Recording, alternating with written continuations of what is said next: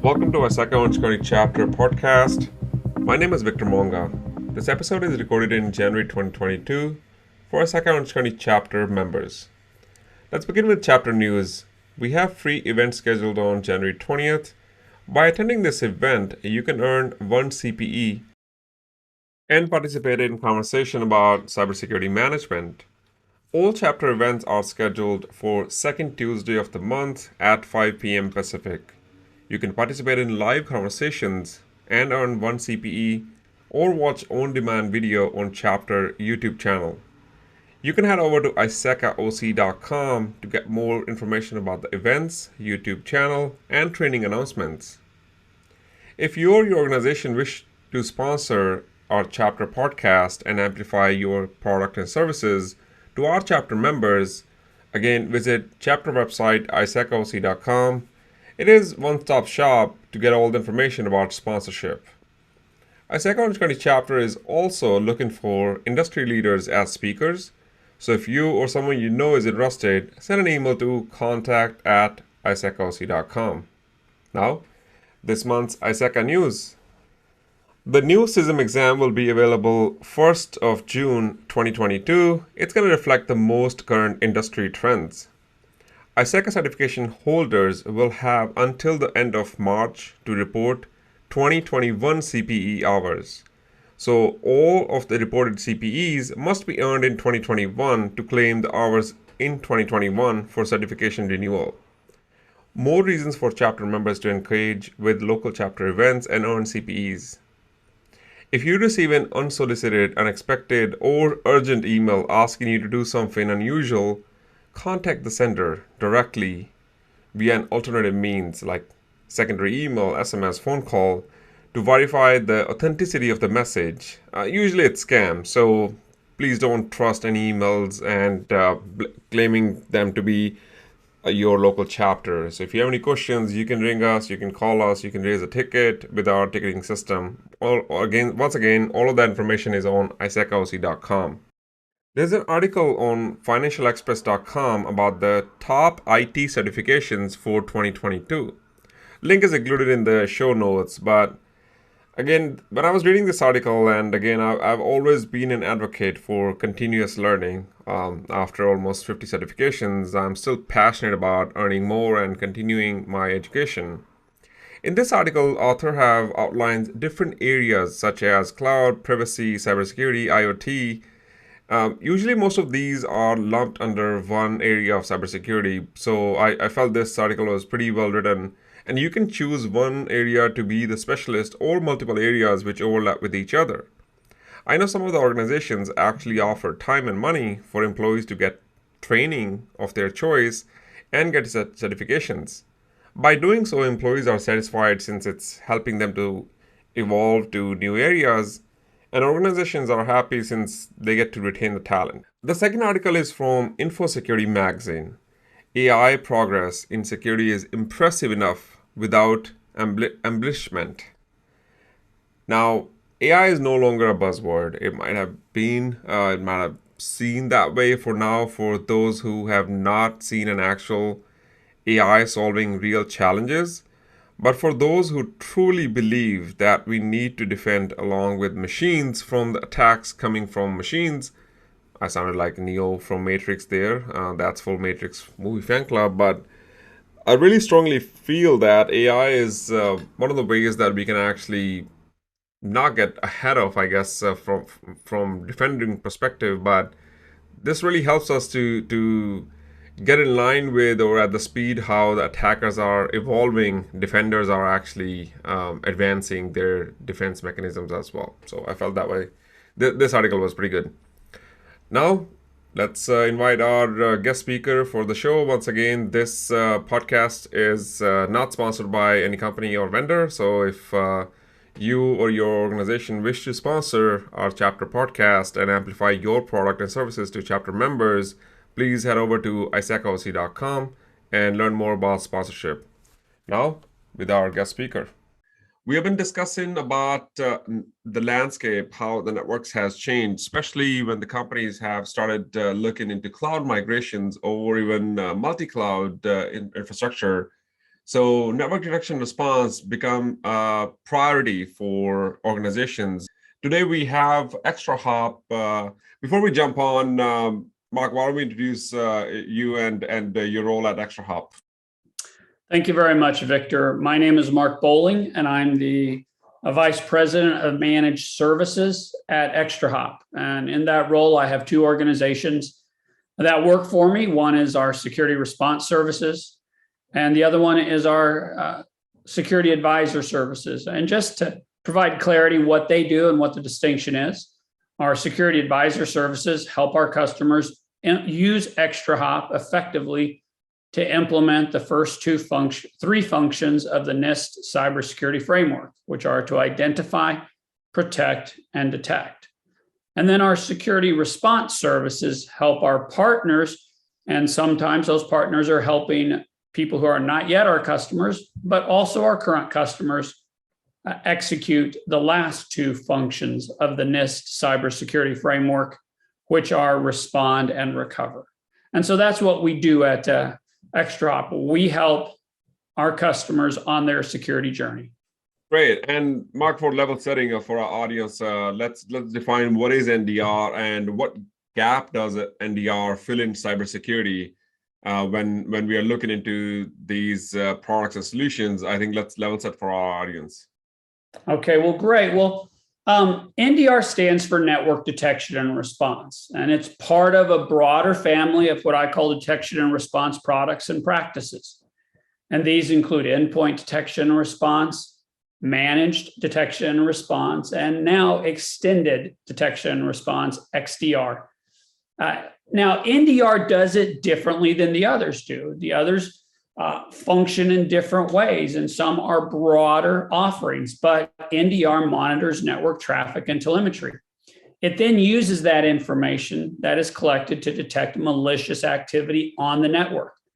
It does this by utilizing combinations of non-signature-based advanced analysis to identify, detect, and analyze that suspicious activity.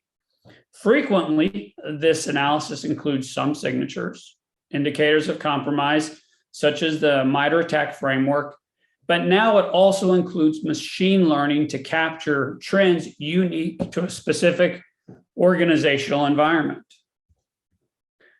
Now, the gap that it fills is NDR ensures full visibility of the network. EDR, only endpoint detection and response, only observes processes that are occurring on a single device.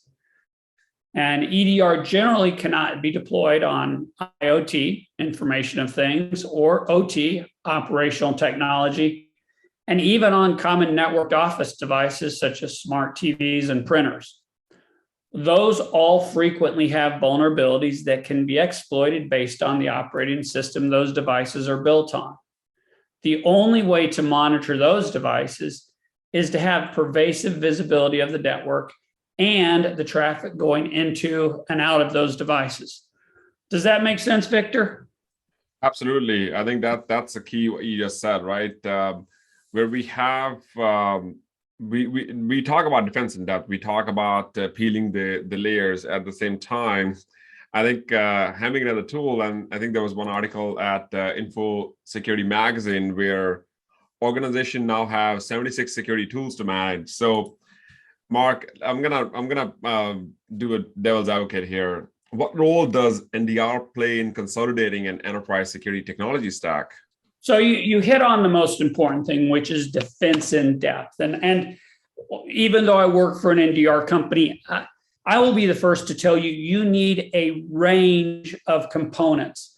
But I'm going to just talk a little bit about NDR. NDR would be one of several components that all enterprises should deploy. And they want to deploy those to monitor the cybersecurity of their computer systems environment. And that includes users, accounts, files, devices, and of course, network traffic.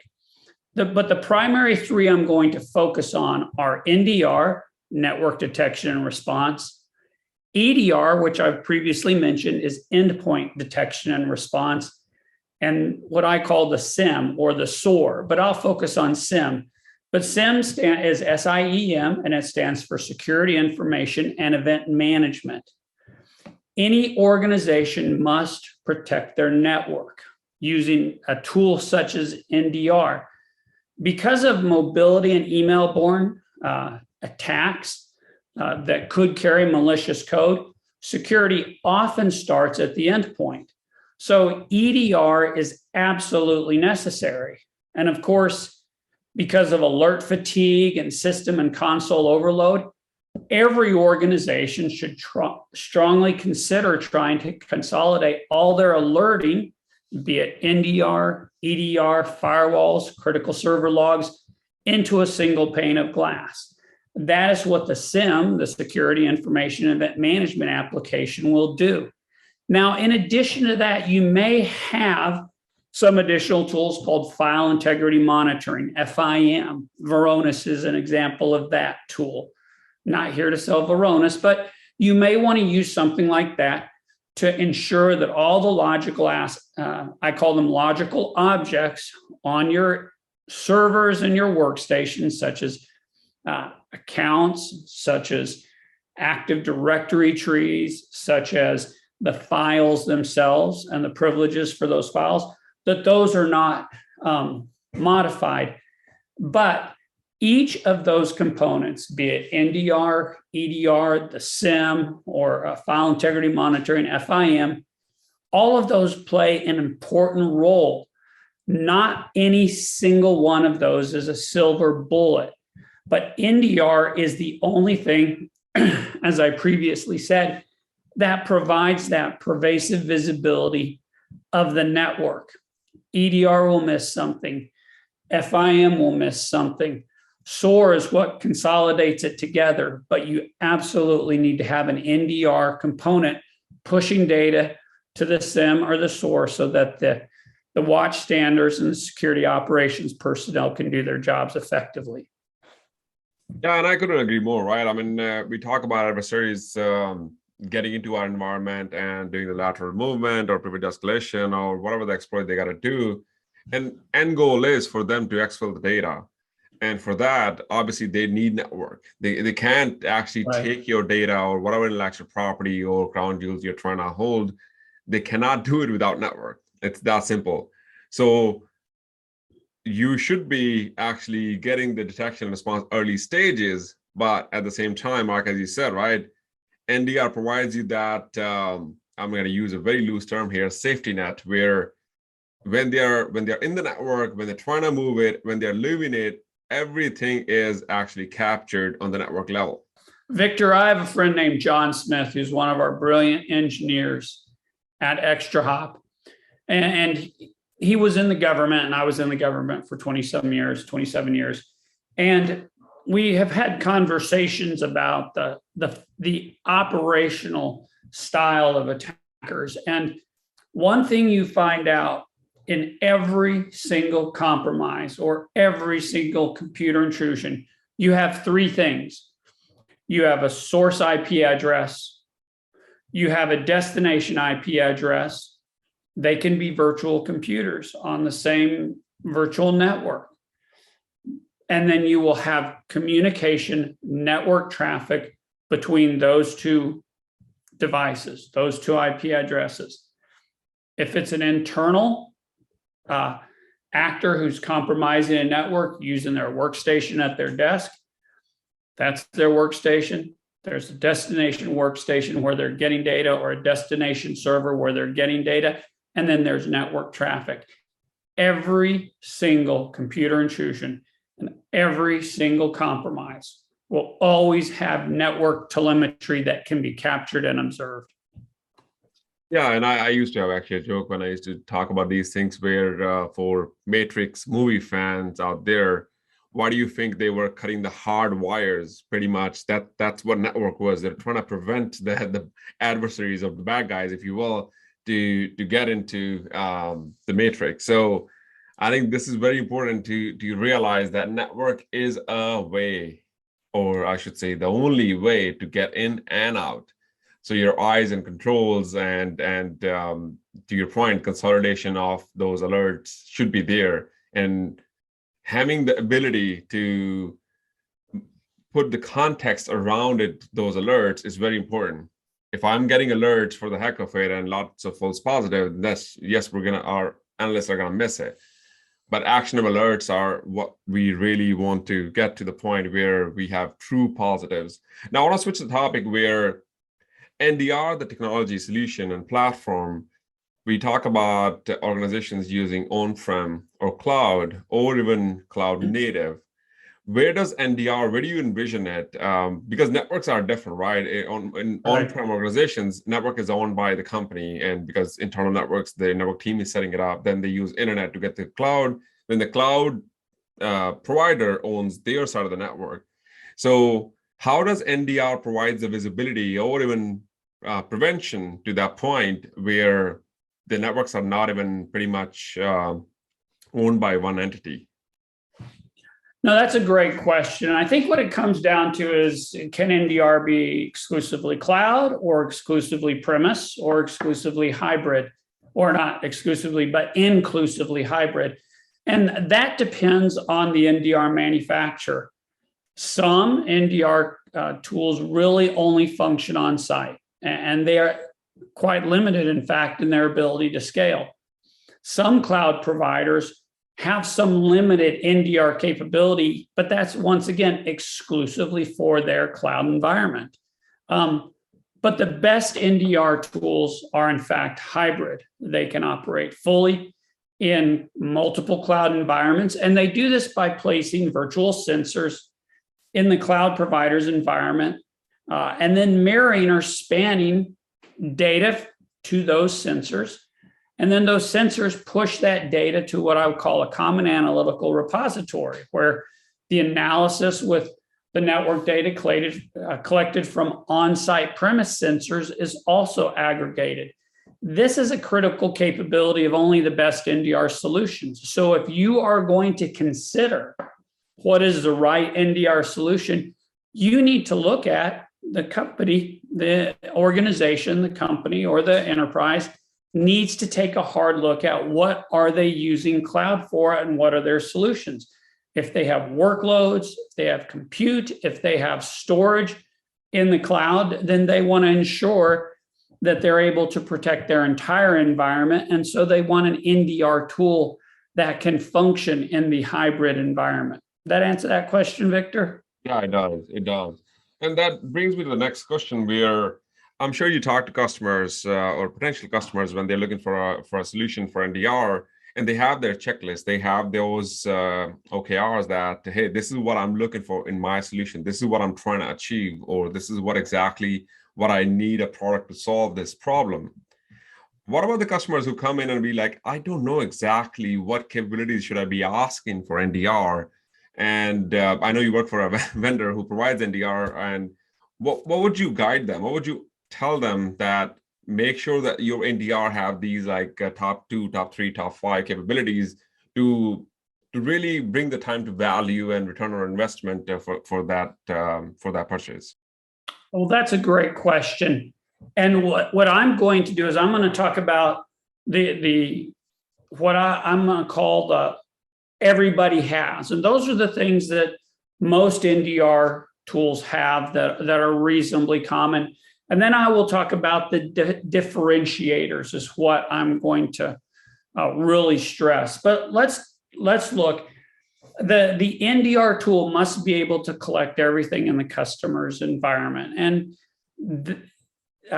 that's going to require some functionality. But number one, can the NDR tool collect everything it needs to collect?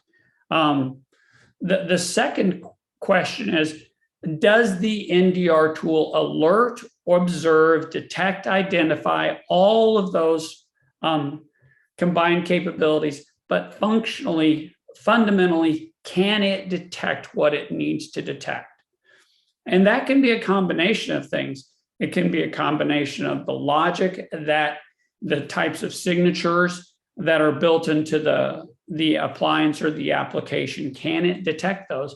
But does it recognize those also? And that becomes a question of, is there threat intelligence built into the NDR that allows them to understand what's going on outside of the immediate customer's environment? But there's another thing. You want the the NDR tool to have the ability to do what I call machine learning. Now, a lot of people talk about AI.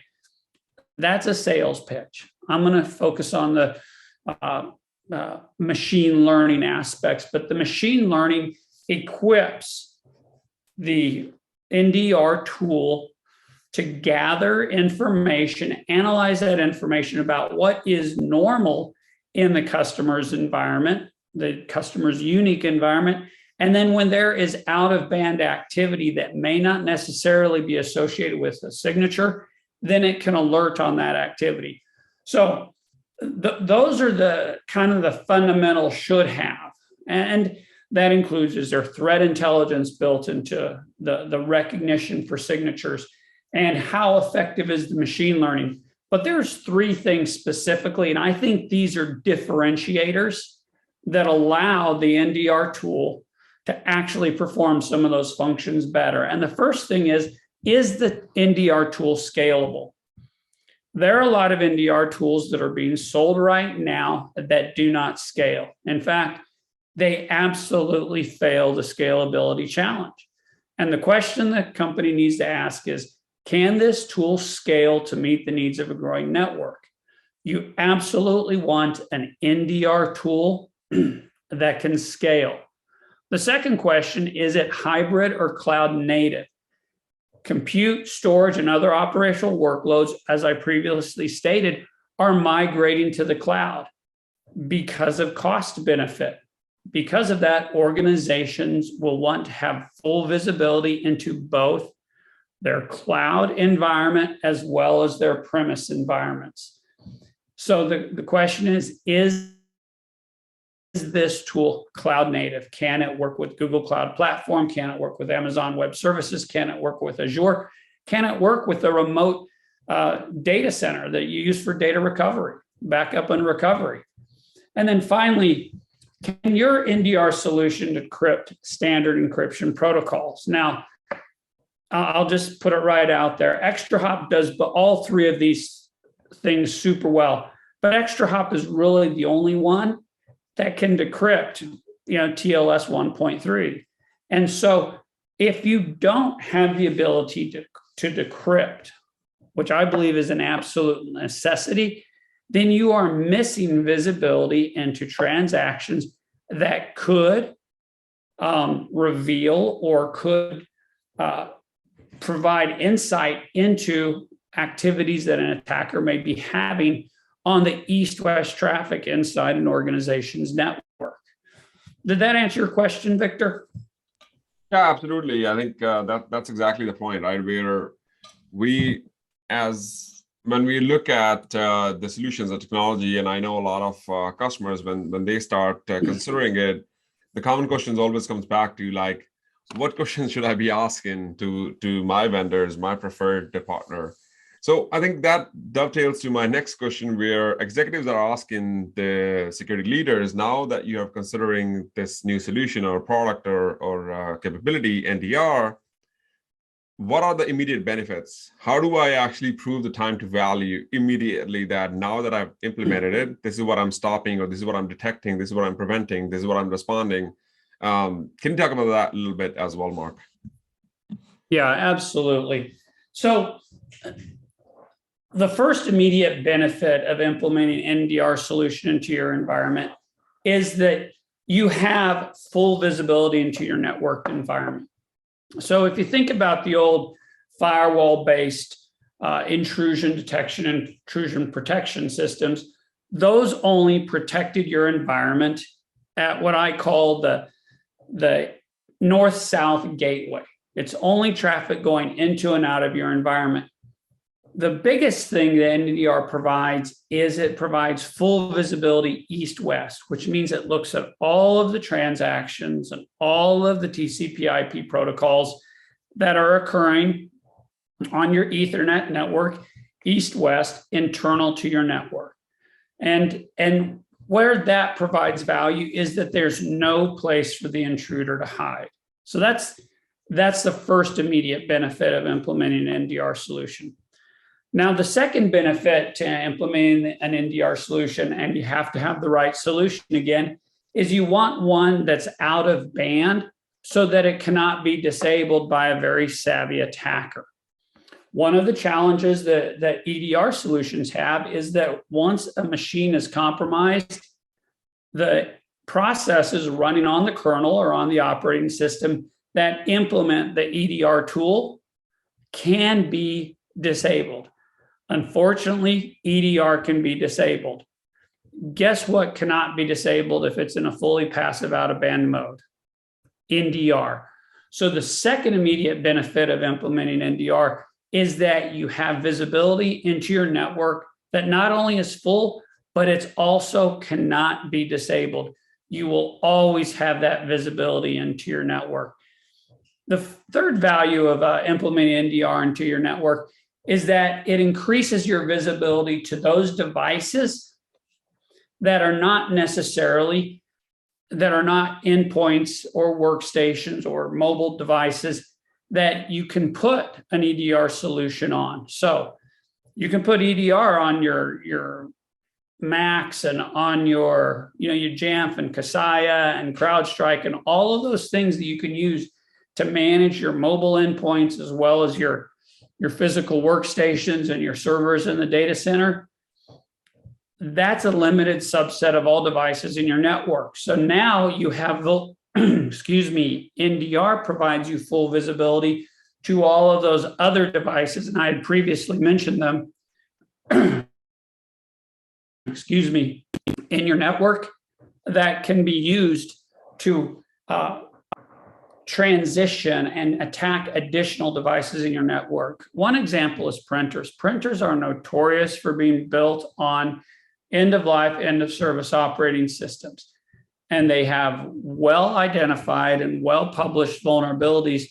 And if I'm attacking a network, frankly, the very first thing I'm going to attack are the printers because they don't run NDR and they're frequently not updated. You can't run WSUS to update all your printers. You can do that to update all of your Microsoft endpoints. And so the immediate benefits is the scope of visibility in that you can see what's going on all of your devices. It cannot be disabled, and you see all of the east-west traffic and not just the north-south traffic. Did that answer that question, Victor? Yeah, Mark, and as you were talking about it, right, where NDR cannot be, I would say, escaped or evaded. Have you seen any use cases? Have you seen any proof of concept where NDR was evaded for attacks? I have yet to see an attack, a successful attack, where a attacker was inside a victim's environment where there was not network telemetry that corresponded to very specific aspects of the attacker's methodology. There is always evidence on the network. Back to John Smith's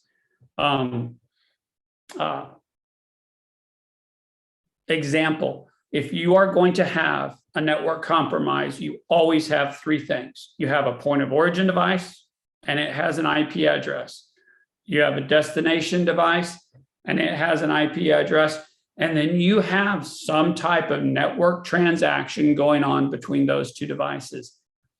Because of that, NDR is always able to capture the telemetry. Now, sloppy NDR may not recognize the telemetry, but the best NDR tools are able to recognize and are able to do what I call detect and alert on the indicators of attacks that are captured across the whole broad MITRE attack framework. Yep, you're right. Now I'm going to put you on spot here, where we talk about AI and machine learning, where you pretty much said it. Marketing terms are nice and good, but at the end of the day, we got to look at what's under the hood here and how machine learning really improves the efficacy of the alerts and enrich the alerts with threat intelligence and maybe some correlation with other tools such as EDR or others. How does NDR help an organization to respond to an incident? I mean, detection is a must. I get that. But if an incident occurs already and the teams have already declared it's an incident, how can NDR help an organization respond it? So there are three different aspects of the response. Okay, the first is you cannot respond until you detect. Okay, a detection is a component of response, and so what NDR does is NDR contracts or lessens or reduces the what I call the dwell time, the amount of time that an attacker can be innocuously in a victim organization's network. Even if they get in, at some point, there's going to be a detection that indicates that the attacker is in the network. Now, what we want to do is push that indication as early in the MITRE attack or the MITRE attack framework, yes, as possible, so that you can take the appropriate kill chain actions to stop the intrusion. So that's the first thing. How it helps respond is it provides the earliest possible detection so that you can minimize the amount of damage that's done. The second thing that NDR does is because you have NDR, you can observe what the attacker is doing, okay? And that's very important. There's a term that, and I have a type of cancer, so I have an appreciation for this, and it's if the cancer doesn't kill you, the chemotherapy will. Well, in the incident response environment, they say that if the ransomware doesn't kill you, the incident response will. And that's because frequently when organizations go through the incident response cycle, they completely shut down the network, which shuts down the business. And they go and they start identifying endpoints, and they have to, burn down and rebuild each and every one of the endpoints that was potentially compromised. And so what NDR helps you do, because you've captured all that network telemetry and you can look at it and you can assess it, is you don't have to shut down the entire network. I think it's very instructive to understand that Colonial Pipeline shut down their entire operational technology network, their OT network, which shut down gas to parts of 13 states in the southeast part of the country. And guess what? The ransomware attackers never made it out of the enterprise network into the OT network, but they still shut down the business for pretty close to 30 days, causing gas prices to spike in a third of the country. So the second thing that NDR does is NDR helps you respond more intelligently. You don't have to kill your whole network. All you have to do is find the traffic, find the endpoints, address those endpoints, and then address the consequences that you've identified based on the traffic you were able to respond. Now, the third thing that NDR helps an organization do is it gives greater understanding of what is the scope of the incident. Now, we've already said that we don't have to burn down the entire network and shut down the business to do incident response. But NDR also helps you understand the scope of the network.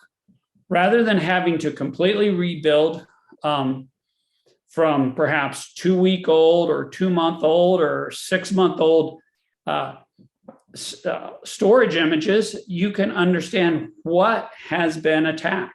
Where did SMBV1 messages go that helped spread perhaps, WannaCry or NotPetya ransomware malicious code across a network? Well, if you know that certain devices were not responsive to SMBV1, then you know those devices probably were not contaminated by self-propagating malicious code containing ransomware. So the third thing that NDR helps you do is really early on understand the scope of your response. So in summary, there's 3 things. NDR helps you do? NDR, first of all, helps you detect it sooner so that your response does not need to be as big as it otherwise would need to be. Second, it enables you to avoid having to kill the entire patient in order to take care of one cancer. And third, it helps you identify and be more effective in, excuse me, to identify and be more effective in your response and more cost effective and time efficient in your response by allowing you to understand the scope of the incident earlier on. Did that answer your question, Victor? Yeah, absolutely, absolutely. And you and I both share MITRE ATT&CK framework passion, I would call it. We talk about it extensively. I think my question to you is, where do you see, and that could be evolving in 10, 20 years, but where do you feel that NDR fit within that common security framework where our SOC analysts, when they are communicating about the alerts or APT tracking, or when they are setting up the traps for APT, when they use MITRE ATT&CK framework, where do you feel that NDR is fitting within that framework? Well, let me talk about two things. I want to talk about MITRE ATT&CK, and then I want to talk about MITRE DEFEND, because DEFEND was published a little bit earlier this year. It's still not quite in beta, but people are still trying to get their arms around it. But what MITRE ATT&CK does is fundamentally helps you do what I call the detect function. So I talked a little bit earlier about what advisor service and response service does.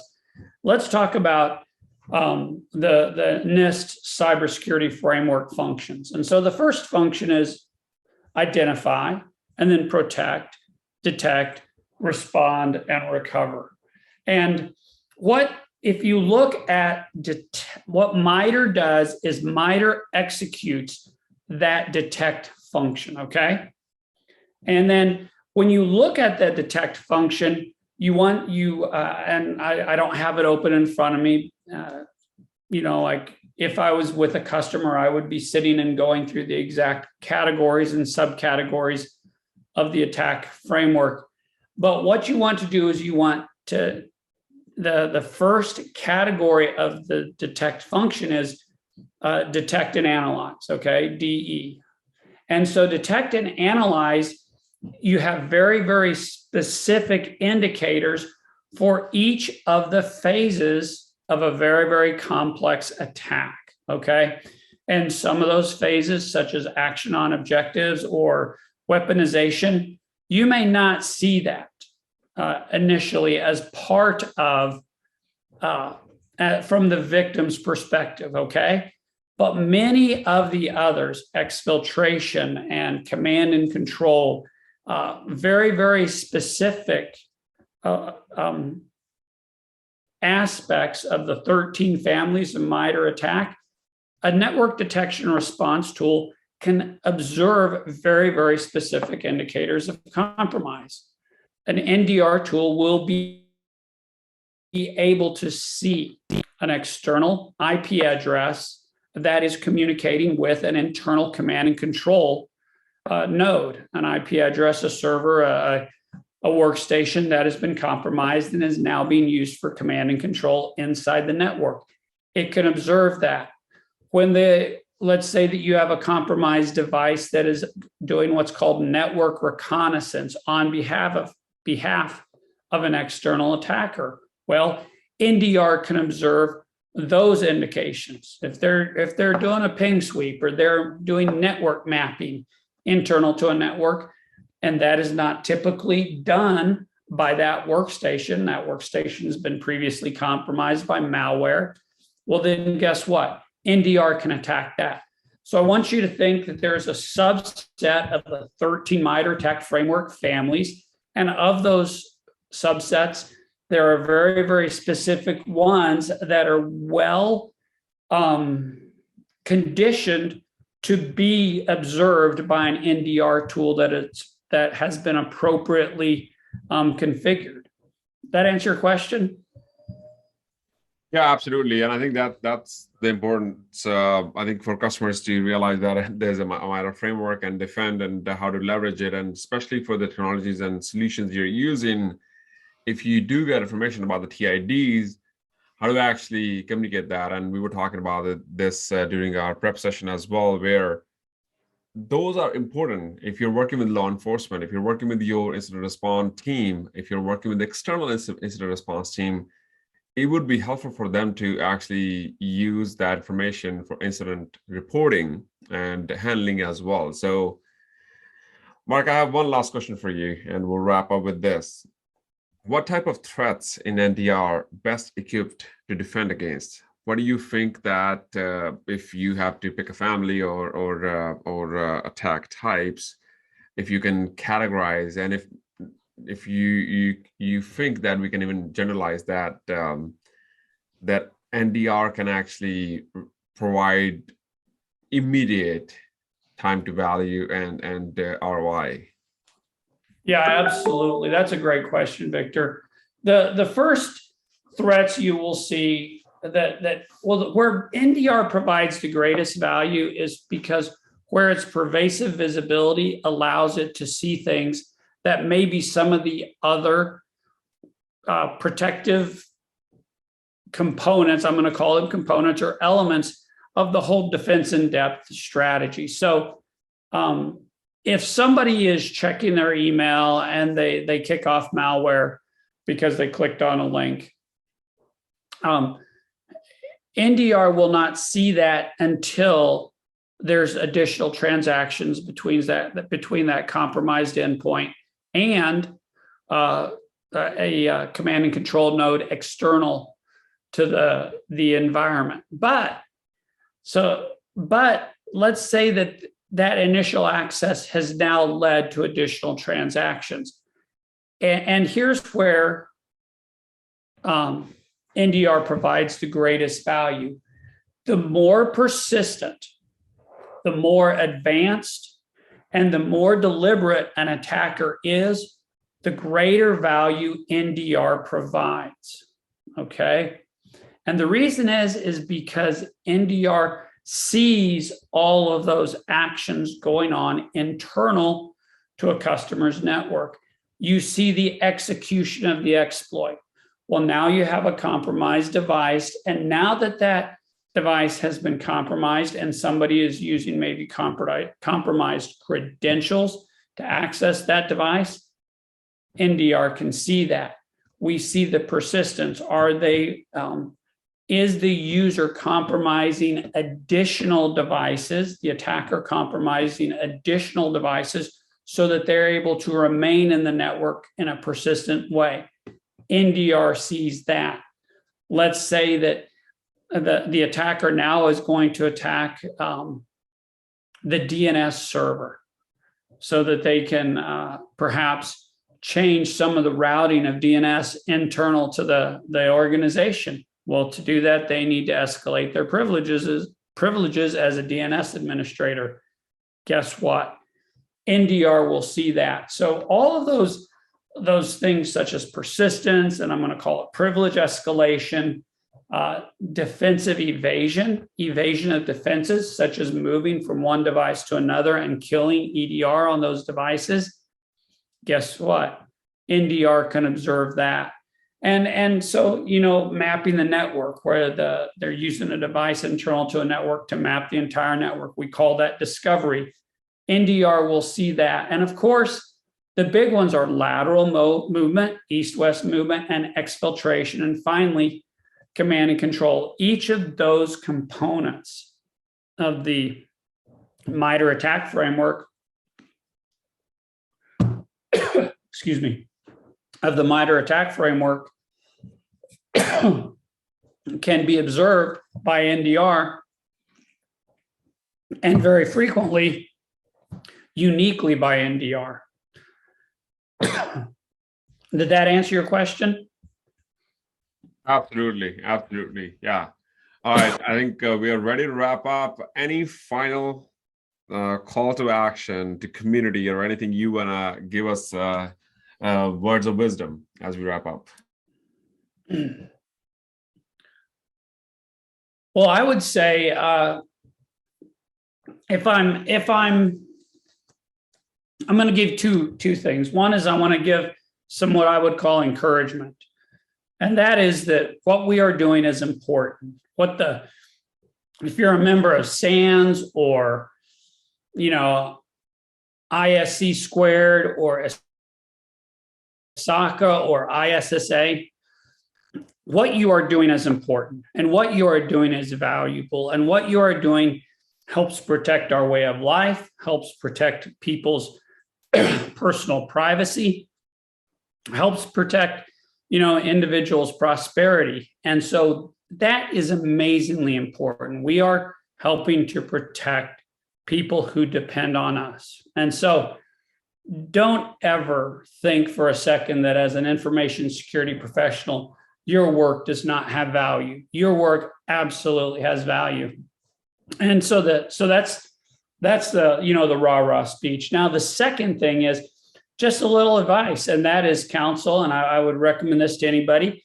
And that is make sure that you are working to stay current, and that you are ensuring that you have an understanding of the challenges out there and the new technologies. For instance,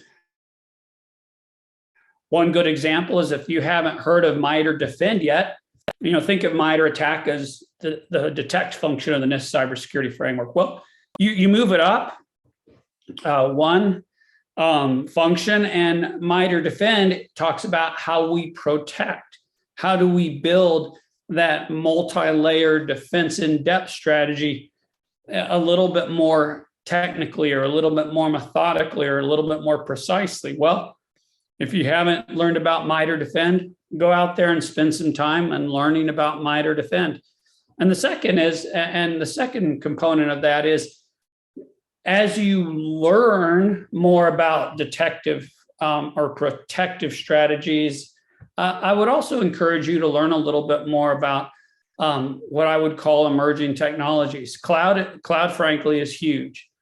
Spend some time learning about cloud if you already aren't, because we are going to see a significant amount of additional compute and additional storage and additional operational workloads continuing to migrate in the cloud. So if you're an information security professional, I would encourage you to really spend some time brushing up your cloud skills also.